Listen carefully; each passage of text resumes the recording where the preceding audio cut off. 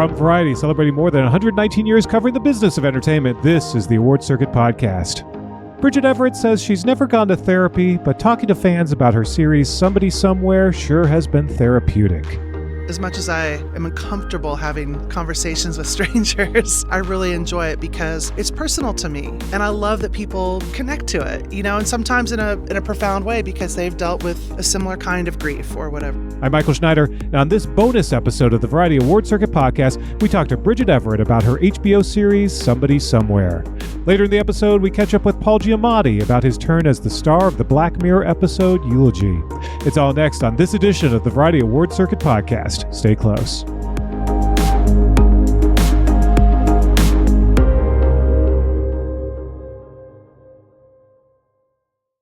Bridget Everett isn't quite sure how she could ever top Somebody Somewhere. The show ended its 3-season run at the end of 2024 with a moving gathering of the show's characters and a strong musical number in which her character Sam finally feels ready to accept the love and friendship of the community she has created in her small hometown.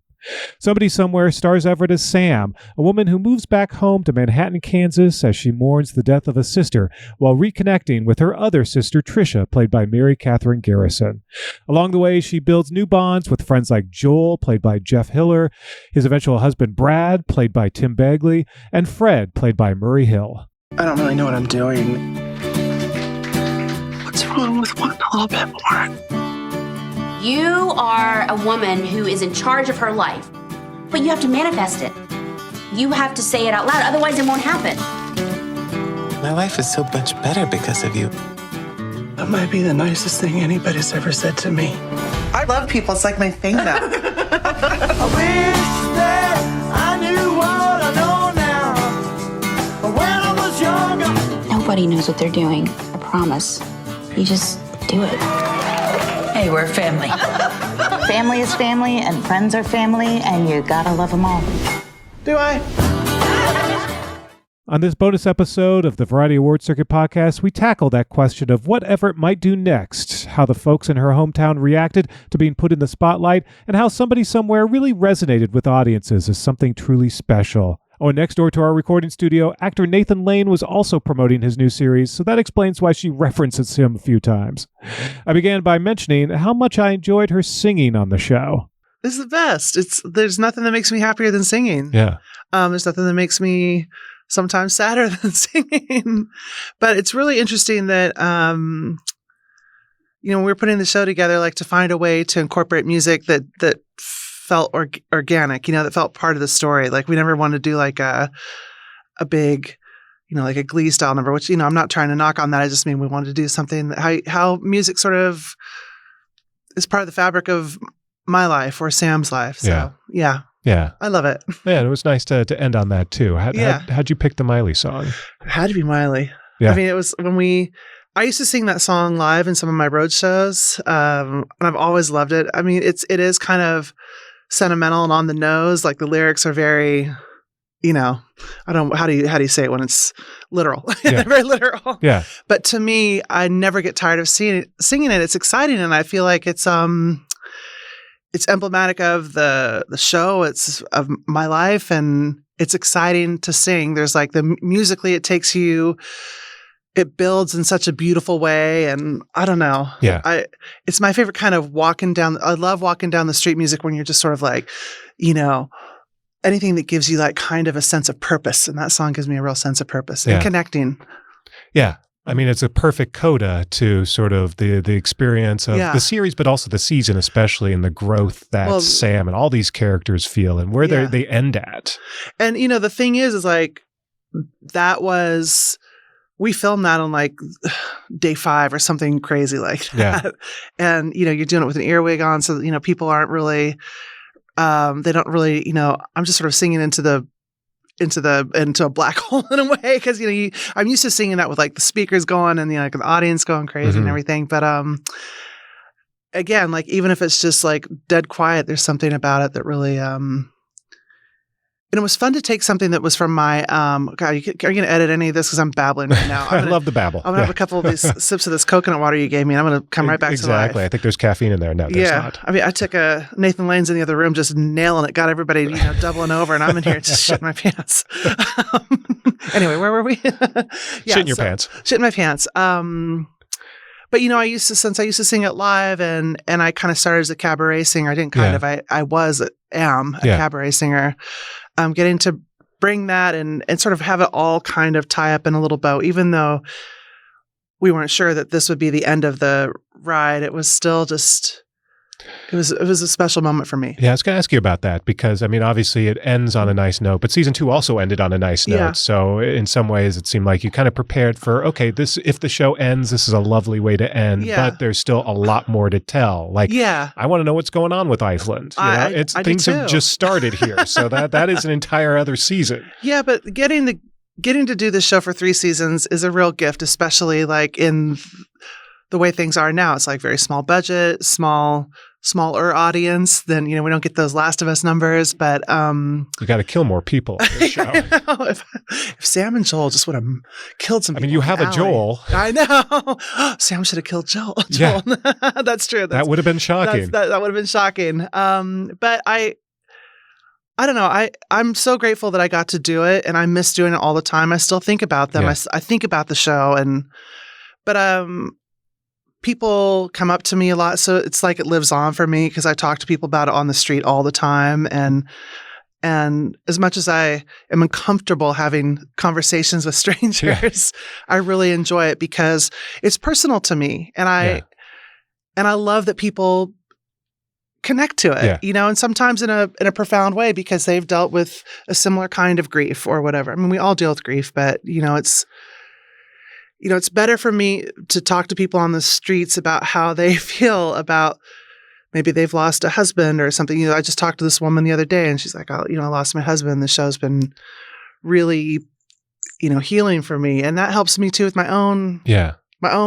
I was going to say, because it could go either way. It's like now people feel like they're comfortable enough to unload on you, and you're becoming a little bit of a therapist for a lot of folks. But that's also a great sign that it really resonated. Right, and lucky for me, I've never been to therapy, so they're helping me out too. So it's a win-win. Is that true? What about never? You haven't done therapy?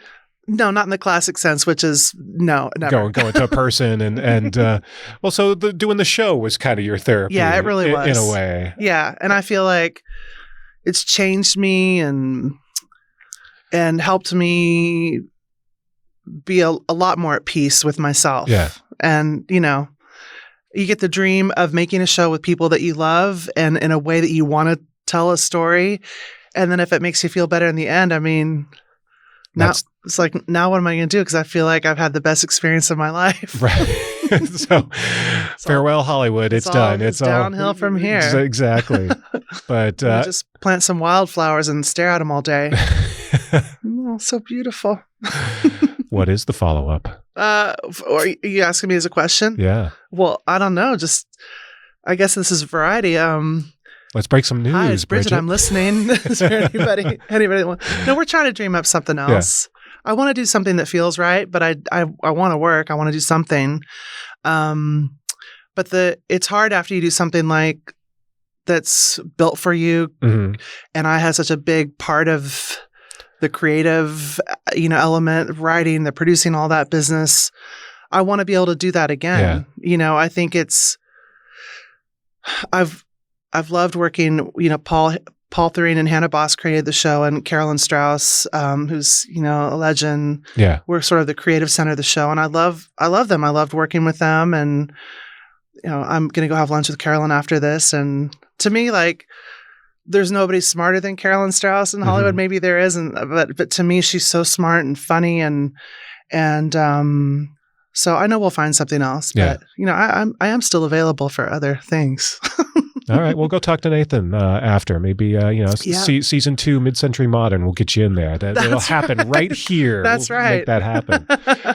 Well, I mean, it is. It's a high class problem in that trying to find something to as your next step when you did something so amazing like this, and the reaction to Somebody Somewhere. It's one of those shows where people. It's so personal. People, I'm sure, tell you also they cried a lot at the show, which I love. In this finale, by the way, you point to the sign like "No crying here." I'm like, Bridget, that's what we've been doing this entire 3 years. We were just talking. Carolyn and I were just talking about that sign on the way over here because they all, they've donated our props to like a prop house. I was like, what do you mean I didn't get a chance to like go through it? And I wanted that sign, yeah. and I wanted the piano from, Holly's house, Sam's house. But, maybe I'll find my way to Chicago and just go digging through the prop houses and see if I can find it. Exactly. Spend a few bucks on that. Yeah. But there was, just something special that people really took from the show. And there've been a couple of these comedies that have come out in the past couple of years that are sort of in that vein of there's just something really emotionally resonant with it. They're funny, but also you really feel watching a show like Somebody Somewhere. And what was that like in sort of building this show and sort of finding that balance, that tone of doing a show that would then really like hit people hard? Well, like there's never, the goal is never to be like, let's see if we can make them cry. Make them cry. It's more like, let's see if, for me, like, see if we can make it resonate with, like, especially stuff I'm doing. I want to understand it and I want to feel it. And I wanted, and the four top, me, Paul, Carolyn, and Hannah, and everybody on the show, we just wanted the show to feel like a slice of life, which for me, it's like that. What's that Steel Magnolias laugh through tears is the whatever, like that. But I laugh and cry all the time, like sort of like just a wave I constantly ride, and as many people do. And so just the goal was to make things feel real, not to sort of do any kind of, that was the only sort of missive. Is that the right word? Yeah. Yeah. No, and that's where great storytelling comes from is the truth. And these characters all had their own truths. And there's talk about this final season in everyone was sort of coming up to that truth. And so there was a period of time where all these characters really were distant. They were all in different corners and you had to bring them back together. And what was sort of the plan for this season? Well, the plan, I'm actually wearing the necklace not on purpose, but it's GAAO, Growth Against All Odds. And so you sort of, in season 3, you find, Sam finds herself in a world where people are sort of, everybody else in the show grows much faster than she does. And they're in couples and they're sort of living their lives. And in season 1, she just would have shut down and laid back on the couch and closed the drapes, but in this season, she tries to learn how to exist in that kind of world where, she's not Joel's main priority at the moment, things like that. But also, like the character of Iceland, she meets somebody new and like she really forces herself to sort of grow against her own self-doubt. And they're like small little moments, but to me, they, filming the scenes, I'm so proud of her, even though I'm playing her, for really pushing through. And Bridget wants to be like Sam. Like Bridget wants to learn those lessons. And so, I know, I'm sure there's many people listening that haven't, or, that haven't seen the show and don't know how it ends. But the way that this season wraps up is it's not like a big thing. It's just like she's having a good day. And I just remember, like, I just want it to be like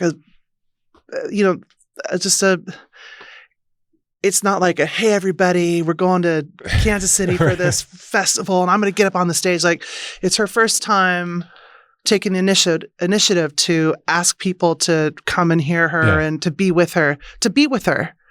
And I think that that's such a big moment, like it seems like not a big deal, but I think a lot of people, me, for example, I don't know, post-pandemic state of the world, I don't know what it is, but just sort of feel more comfortable sometimes being alone. So making the choice to kind of re-engage in life and not just come when somebody asks you to, but to take the initiative to welcome the people to be with you that have been trying to bring you back to life. I don't know. Yeah. So to me, I remember watching the director's edit, because then we go through and we do our own edit. The producers, me, Paul, and Hannah and Carolyn, and Lennon Parham directed it. She's such an incredible director, and she's so caring and funny and thoughtful and all these wonderful things. And I just cried like through the whole thing. Like I'm like, am I crying because I'm sad that this is the last episode? But I think it was like nothing was like planned to kind of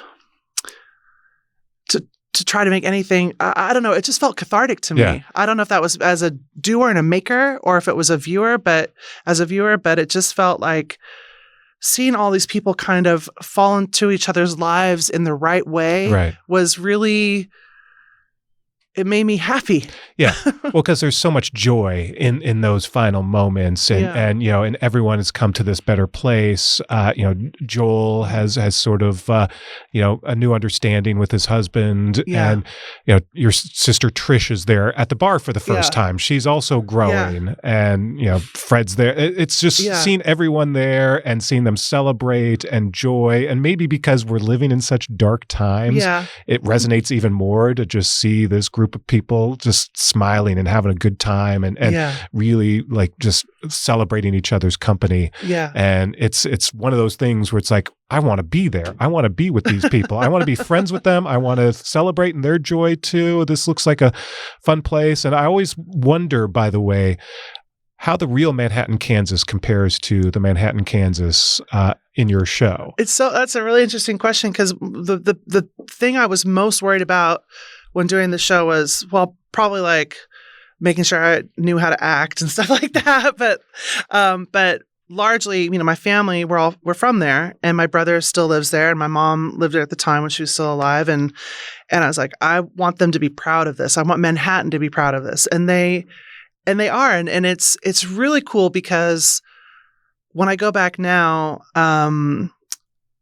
there are a lot of people from the queer community that I now know, and in a different, because when I left there years ago, I left when I was 19, I think, and never really came back. I would visit and stuff, but like kind of left. Like this show kind of brought me back home, as corny as that sounds, but the people I've met and everybody, we're all just people, right? and I think there are challenges, obviously, being queer everywhere, but there are queer people, there's religion, every town is different but the same. I don't know. I'm not doing a very good job of describing it, but we did like a final watch party there, and the cast all came back with me, and I mean the feeling in the room was just it was like a rock concert. Like it was so emotional. Like I was weeping just like being around all these people that the show connected with that were from there. Yeah. And feeling like we got that right was so moving to me. Yeah. Well, because and it's not just queer people, by the way. Like my brother Brad is like, he's like a hey guy. That's what we call him.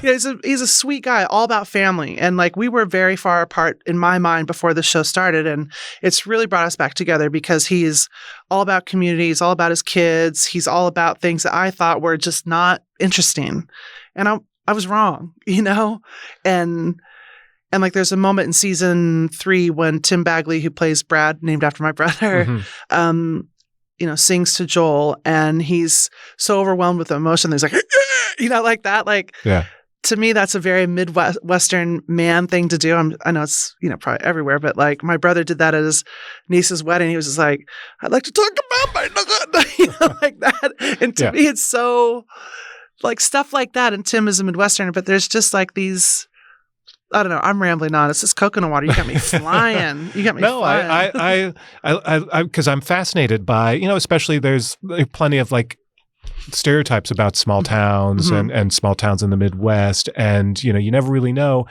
how are people interacting with each other? How are people accepted? And I'm sure it is still pretty tough to be queer in a tiny town in the Midwest, but it's also a college town. So there is pockets of progressiveness. Yeah. So, maybe we've got it all wrong, and maybe it is, a place where people are accepting and understanding of each other. I want to hope so. I definitely think that that's the case. I mean, I think like with the way things are going now, it's there are struggles, there are, but I was home visiting my family, and we were out at Old Chicago having pizza, and the head baseball coach comes over to the table and is like, I just want to tell you, I love the show. I love what it means for me, my family, Manhattan. And then, 15 minutes later, somebody comes over, and they're the head of queer studies at K-State, but everybody just wants to be seen and see themselves, and it made me so happy that two sort of seemingly disparate kinds of walks of life, that's not true. We're all just they're all part of the same community. I don't know. I don't think I'm making much sense. You're making complete sense, because I think that's the important thing that you mentioned is everyone wants to be seen, mm-hmm. and this was an opportunity to show a community that you don't normally see on television, and probably a lot of people have misunderstandings and preconceptions of 100%. What it must be like to live in a town like that. But it looks like a town I would want to live in. Yeah. I mean, I want a community like that. Well, and it's weird, like people have moved there since seeing the show, and I think that's so cool. Oh yeah, have some people actually? Yes. Wow. Yes, and because there is so much to offer there. It's a college town, it's like football, sports, all that, but there's a great queer community, and there's so many different churches, and people really are community focused there. And I live in New York, so I've sort of, not that New York can't be community-based, but I'm sort of just always looking at what's right in front of me. And I don't know, my best friend Stephanie lives there too, and she works with, within her community. She does a ton of community work. I don't know. I love it.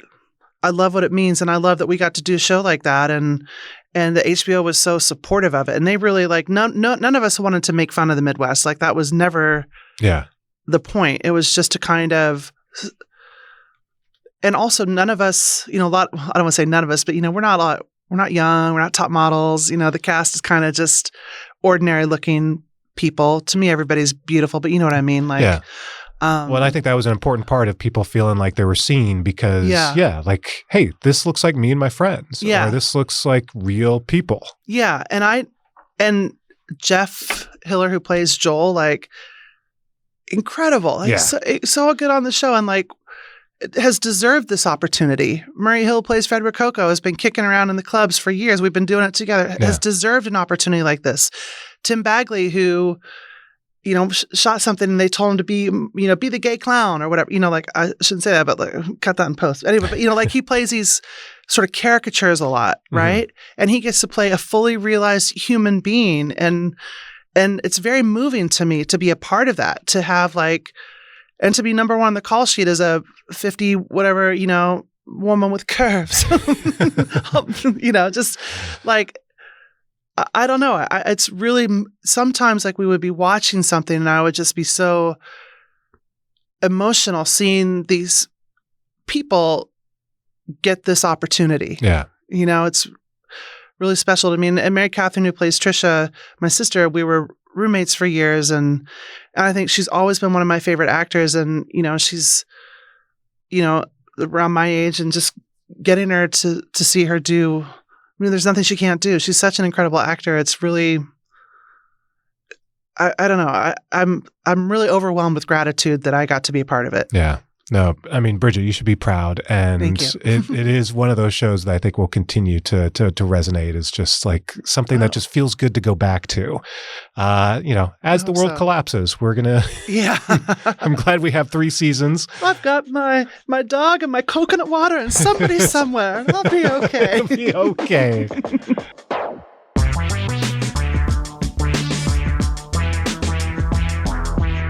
That's Bridget Everett, star and executive producer of Somebody Somewhere, now streaming on HBO Max. After the break, actor Paul Giamatti. From Los Angeles, this is the Variety Award Circuit Podcast. And we're back. It's the Variety Award Circuit Podcast. I'm Michael Schneider.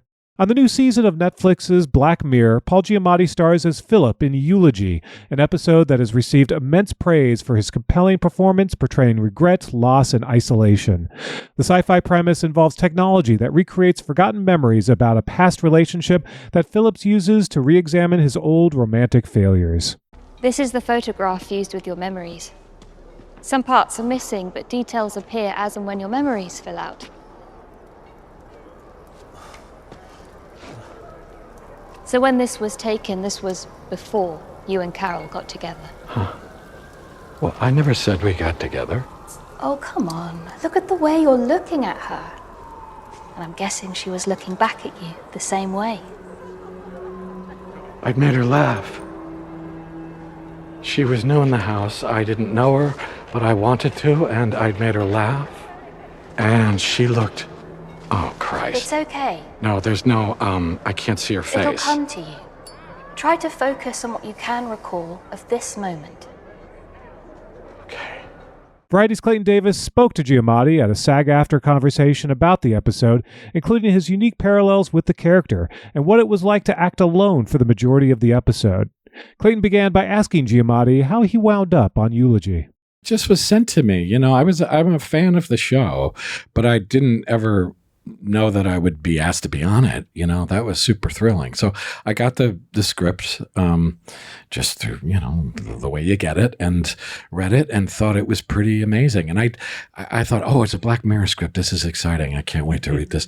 And I was reading and I kept thinking, this is wonderful. This is great. When is the really horrible thing going to happen? You know, when's it going to turn out this guy? And it didn't happen, you know, and it goes where it goes. And it was really moving to me. And I thought, this is kind of incredible. It's like a two-person play. And I thought the sort of themes about memory and regret and grief and guilt and all these things were really cool. And the way it was all sort of instigated by the technology was really cool. And so I just thought, wow, this is a really different one. Or there's other ones like this in Black Mirror, but it was kind of a tonally different one. I thought, that's cool. I get to do a kind of different one. That's cool. Before I saw this, you know, maybe like many of you, San Junipero's like right up there as like the top-notch episode. And then I was like, okay, got to move that over now. Put Eulogy right there. Honestly, I think this is the best episode that the series has ever produced. Really? That's interesting. Wow. Like, yes, unreal. Like, huh. That's awesome. I was telling you out there, I got Charlie Kaufman vibes, very Eternal Sunshine. Like, you know, I'm a sucker for a good love story. I'm a hopeless romantic. My wife thinks so anyway. But this is tough to say, one of your best performances you've ever delivered. Wow, that's nice of you to say. Thanks. Talk about getting in that mode and, you know, crying that much, man. Well, I mean, you know, I always say, people ask me that, and all I know to say is that it was the script.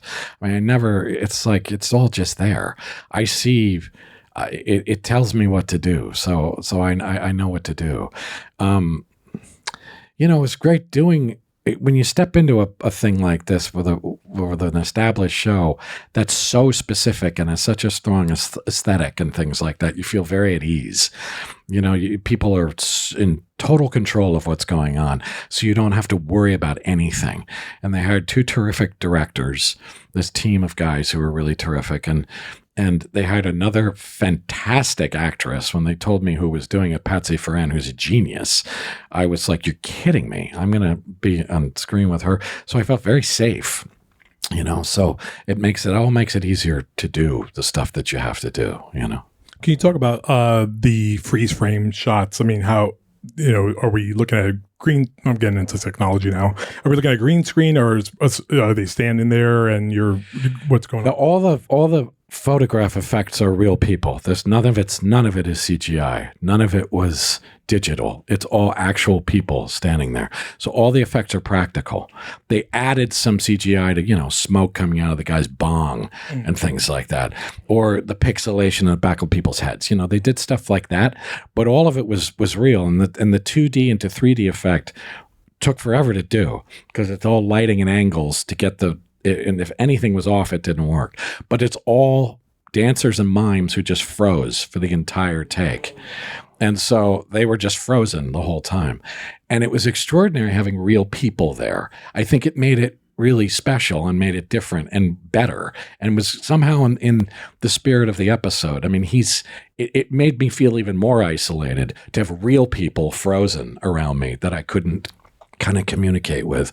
And so they were amazing, those people. Really, really amazing. So is Paul Giamatti a dancer? Is you getting some method here? Is that what it was? No, they were dancers. I got to admire them. I'll tell you what was also amazing is the two people, the guy who plays me at 22 and the woman who plays Carol were amazing too. The Declan and Hazel, they were also they were just actors, but they were incredibly expressive. And she's fantastic in that last moment. That's all it is you ever see her do. And if she didn't like pop off the screen as that woman, it wouldn't work at the end, so. And they found a guy who looked like me at 22, which I was really like, you're never going to find somebody who looked like me at 22. And they did. It was kind of uncanny. He looked like cousins of mine or something. Yeah, they brought him in and I was like, oh, please, this is going to be ridiculous. They're going to bring this guy in. They brought him in and I was like, holy shit, you do look like, it's really weird. He looked like me. Did Netflix toss in a 23andMe test just in case? No, I hope they didn't do that. Oh my God. We explore a lot of, you speak about the young actor, we explore a lot of Philip's youth. You talk about preparing for that piece of it, and also personally, I mean, I like to ask myself sometimes, like, would I use this if it existed today? And I think walking through my past might be too much for me, but I wonder how you feel about that. Depends on the memory. I mean, it's like, it depends. You have to be highly selective about the thing that you pick. And probably most of the things you really don't want to remember, you're not necessarily going to have the picture of, but who knows? I'm the age the guy was supposed to be. There were lots of things that I felt a kind of completely instinctual relationship to without needing to like think a lot about it. There was so much already there. And it's an archetypal sort of story about regret and guilt. I mean, everybody has these kinds of feelings. I was saying to Charlie Brooker the other day, I'm always freaked out by people who say they have no regrets in life. And there are those people who say that. I'm like, well, you're insane. You're a sociopath. And a liar. Yeah. Get away from me. You're out of your mind. Because it's like I have lots of regret and lots of feelings like that. So in some ways, to get there, there was a big pool of that to draw on already. And so much of it was familiar. That first set on the rooftop in New York looked exactly like the rooftop of the place I lived in New York. And it was uncanny, the sort of recreation of that stuff and the parties and the people, and it all looked absolutely, the bar that we were in, it all looked like my life. So it wasn't hard to find stuff to do. It was very evocative. Were you telling Charlie, like, well, what's going on here, man? Like, this is getting a little too close for comfort. It was weird. But again, I think there's a lot of people my age, a lot of guys my age who, wanted to be artists and stuff, that the life is not dissimilar, 35. Yeah. I don't think we noticed this as much. And it took me I watched it a second time, how much you are alone on screen. Can you talk about doing that? I mean, is that more vulnerable for you as an actor, or is it like, oh, good, could just be like here and I don't have to deal with another actor? Good, it's all about me finally. Thank God I'm alone on the set.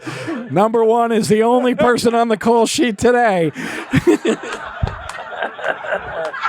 Oh boy. No, I actually hadn't taken in how alone I was going to be in it. When I read it didn't occur to me.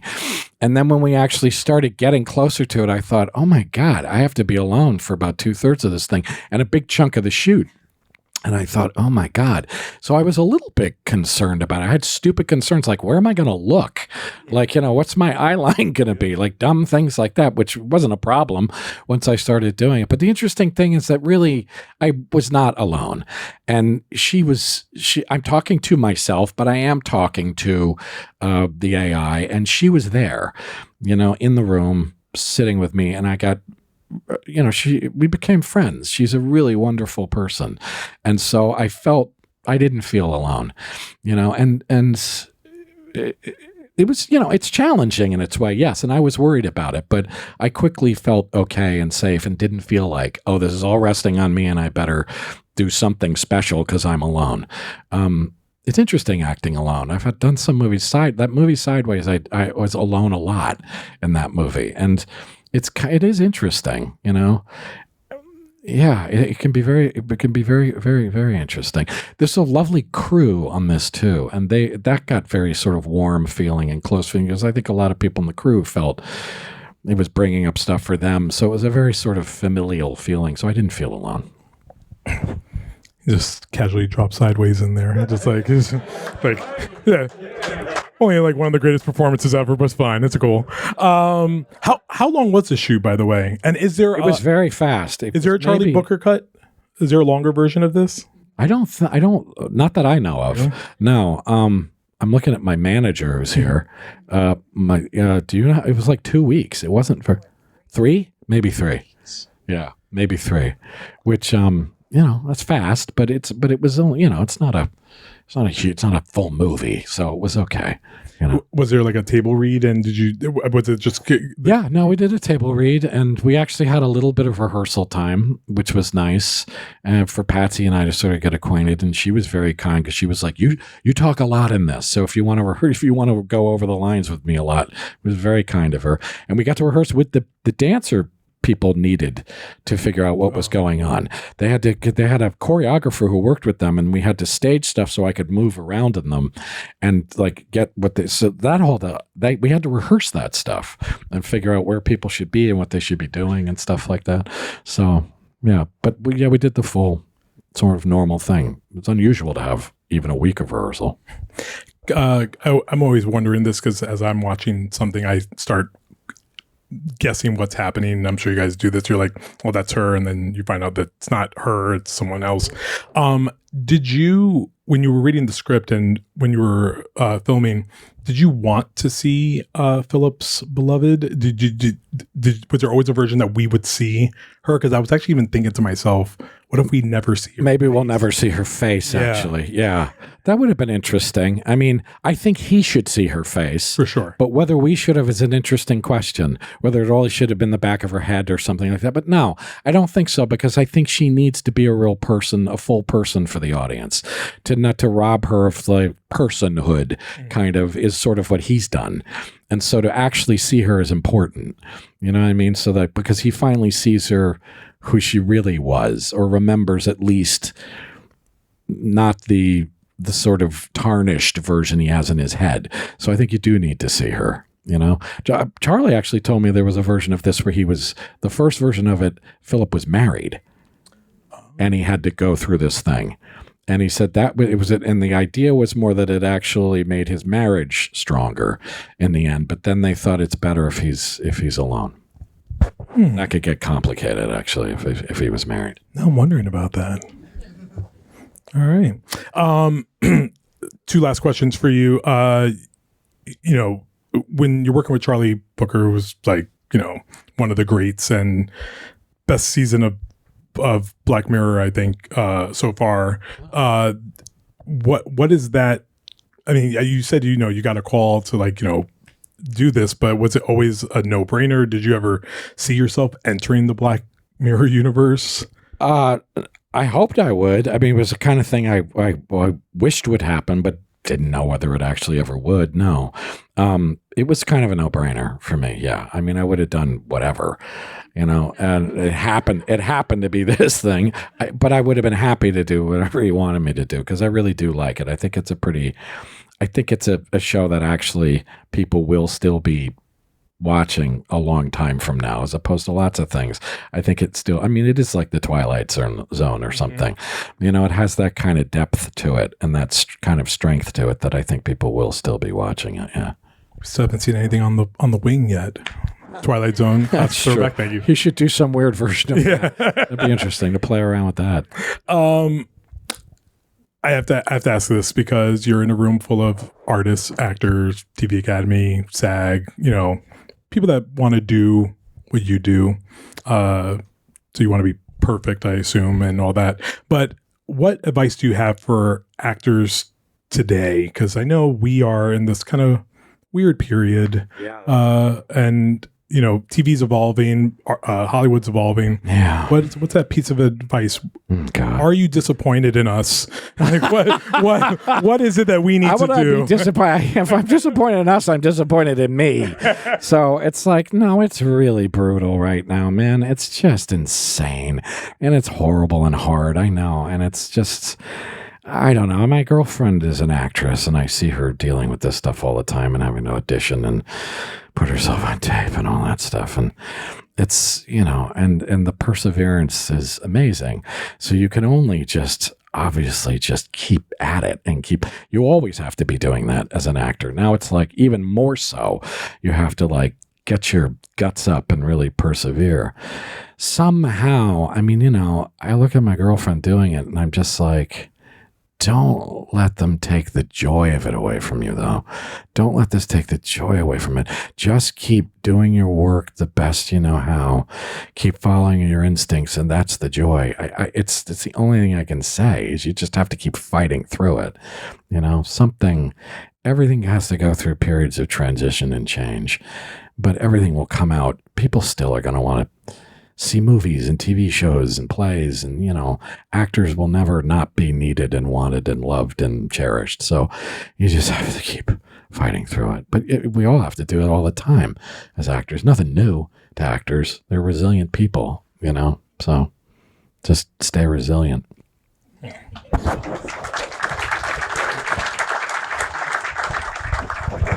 It's Pops over here giving us some good advice. Again, like now we feel good about it. Now I'm gonna do something that I know you hate. I'm gonna give you a lot of compliments, so get ready. Okay. You know, just looking at this, I think it's good to close with this. You know, 2 Oscar nominations, should be like 40, but 2 Oscar nominations. You have an Emmy for John Adams. I mean, I think this is worthy of a second trophy on the shelf, man. I think what you do is pretty great. Thanks, I appreciate it. And I can't wait for your Grammy album so we can EGOT this thing, man. But that's coming. Okay. Wow. You do love music, though. I do love music, absolutely. By the way, the piece of music in this at the end, the cello piece is an original piece that was written for this. Huh? Yeah, and they played it for me at the end the first time we shot that thing at the end. I'd never heard it. And they played it for me as we were filming it, which was really cool. But it's a beautiful piece of music, isn't it? Yeah, it's beautiful. Yeah, it's beautiful. Oh my God, I didn't know that. It's an original piece for this, yeah. You didn't write it yourself? No, not this time. Lazy Not this guy. time. Yeah, I know. That's Paul Giamatti, one of the stars of Eulogy from this season's Black Mirror, now streaming on Netflix.